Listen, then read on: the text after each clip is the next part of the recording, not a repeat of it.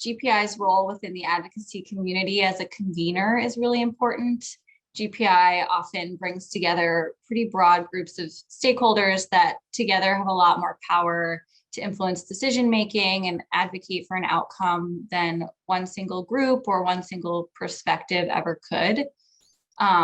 In the world we live in with increasing polarization and political divide, it's really refreshing to be in a room of people with often pretty divergent perspectives and interests that can come together around a shared goal, even if their opinions differ a little bit about how exactly to achieve that goal, because we really can't pass legislation or make big policy changes that we need to without working together and finding some sort of common ground. GPI has this really unique ability to bring together disparate and diverse perspectives to just achieve that common understanding necessary to move climate priorities forward.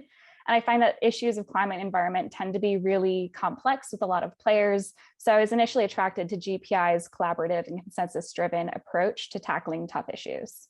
One of the things I love about working at GPI is that we have an extremely broad set of skills and people with deep expertise across a wide array of issues and across working with a wide array of interests and stakeholders.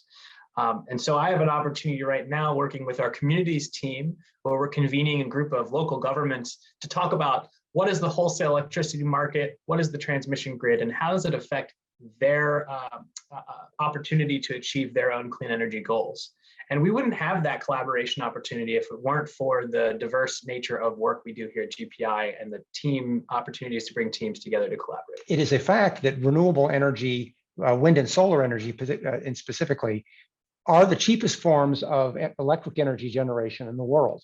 And so in some ways, we can say that, oh, well, we've won. It's now the cheapest, and so we don't have to worry about it anymore. But in fact, we are not seeing the kind of deployment at scale, nor the kind of deployment fast enough that we need to in order to address our climate problems. And so the implementation pieces are what is preventing the market from working, in this case, in the way that's going to drive us to the goals that we want to get to.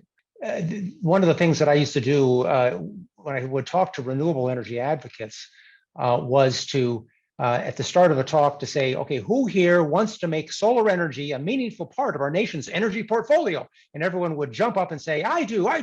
And I would say, okay, now who wants to talk about zoning? Because that, and they'd all sit down, except for 2 or 3 people. And I'd say, now those are my peeps. My name is Matt Prorock. I am a senior policy manager in the energy systems team, and I've been with GPI for 7 years. My name is Gabriella Habib.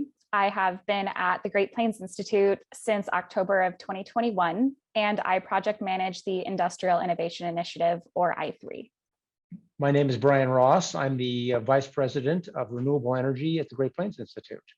My name is Carolyn Berninger. I am a public policy manager on the transportation and fuels team, and I've been with GPI for just over 6 months.